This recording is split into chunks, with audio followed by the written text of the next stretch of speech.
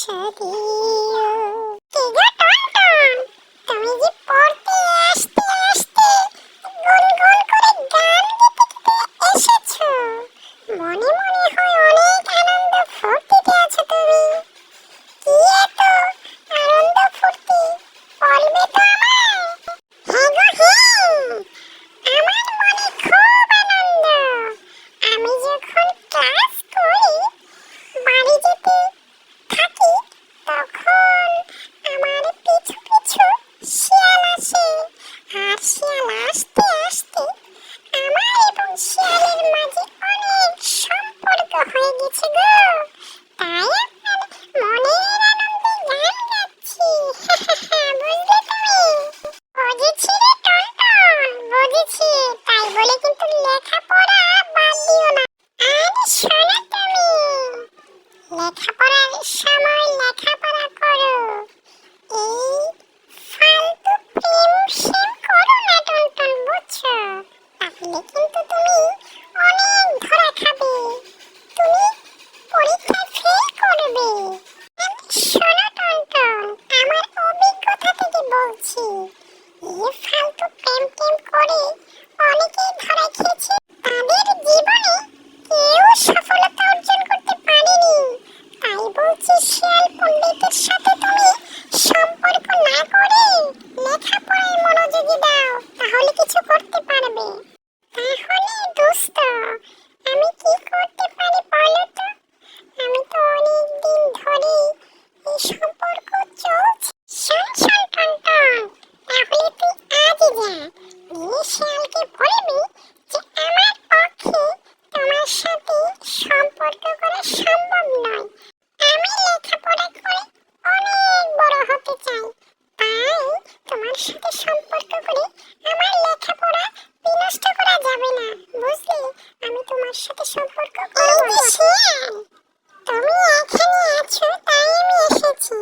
শোনো, তোমার সাথে আমার আর কোনোদিন কোনো সম্পর্কই থাকবে না, বুঝলে? আমার লেখাপড়ার সময়, আমি এখন তোমার সাথে কোনো সম্পর্কে জড়াতে পারবো না, বুঝলে? আমি এখন চলে যাই। শোনো শোনো টনটন, আমি তোমার সাথে সম্পর্ক করেছি ভুলে যাওয়ার জন্য নয়। আমি তোমাকে ছাড়ব না, তুমি যেখানে যাবে আমি তোমার সাথে যাব। বুঝলে? আমি তোমার বাড়িতে প্রয়োজনে যাব, তোমার মার সাথে কথা বলবো, তারপরও তোমাকে আমি ছাড়বো না, তুমি যতই ছলনা করো। শোন শিয়াল, তুমি পাগলামি না করে বোঝার চেষ্টা করো। আমার পক্ষে তোমার এই সব জিনিস শোনা প্রয়োজন নেই। আমি এখন চলে যাব, কি বলবে বলে ফেলো। এইটাই তো বলতে চাচ্ছি তোমাকে, যে আমি কোনো প্রকারই তোমাকে ভুলতে পারবো না। তাই আমি তোমার মার কাছে যাব, আর তুমি যেখানে যাবে আমি সেখানে যাব, তোমাকে তো বলে দিয়েছি। তাই তোমার মনে যা ইচ্ছা তাই করো, কিন্তু আমি তোমার সাথেই যাব। তুমি যতই তাল বাহানা করো, আমি তোমাকে কিন্তু ছাড়ছি না। হ্যাঁ হ্যাঁ হ্যাঁ, তুমি যাও। তুমি যদি আমার মার কাছে যাও, আমার মা তোমাকে পিটিয়ে তক্তা করে দেবে। আর তুমি আমাদের ওই সমাজে তো যেতেই পারবে না, বুঝলে? ওইখানে যেতে হলে তোমাকে অনেক মার খেতে হবে, বুঝলে? আর হ্যাঁ শোনো, তোমার সাথে আমার এত কথা বলার আর প্রয়োজন নেই। আমি এখন চলে গেলাম, তুমি ভালো থেকো, সুস্থ থাকো, ধন্যবাদ। কে টনটন, তুই কি ওই শিয়ালকে কিছু বলেছিস নাকি? তাইলে বল আমাকে কি বলেছিস, আমি তো শুনতে চাই। আমি অনেকক্ষণ যাবত এখানে দাঁড়িয়ে আছি তোর এই কথাগুলো শোনার জন্য।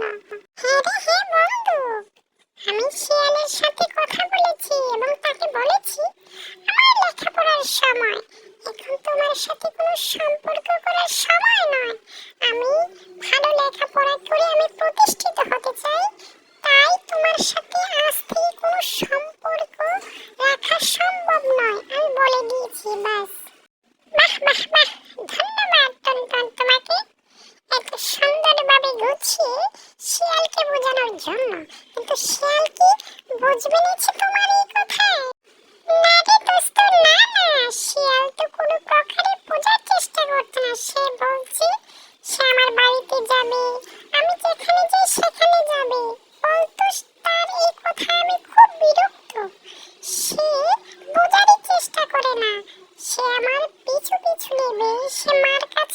দেবে। বলতো তাকে কি করা যায়? আরে শোন শোন বোকা, সে বলবে, বললে কি হয়ে গেল নাকি? তোর ভবিষ্যতের কথা তোকে চিন্তা করতে হবে। আউল ফাউল চিন্তা করলে কিন্তু হবে না, তাইলে তুমি ফসকে যাবে। আর তুমি যদি পিছনে পড়ে যাও, তাহলে তুমি তোমার জীবনে অনেক কষ্ট করতে হবে, অনেক দুঃখ পোহাতে হবে। তাই এসব বাদ দাও। ঠিক বলেছিস দোস্ত, ঠিক বলেছিস। এইসব আমি আজ থেকে মাথা থেকে ঝেড়ে ফেলে দেব। আমি এইসব বিষয় নিয়ে আর চিন্তাই করব না। কেন চিন্তা করব আমি? আমি কি ওই শিয়ালের মতো বোকানি যে তার ফাঁদে আমি পা দেব, পা দিয়ে আমার লাইফ শেষ করব? না দোস্ত,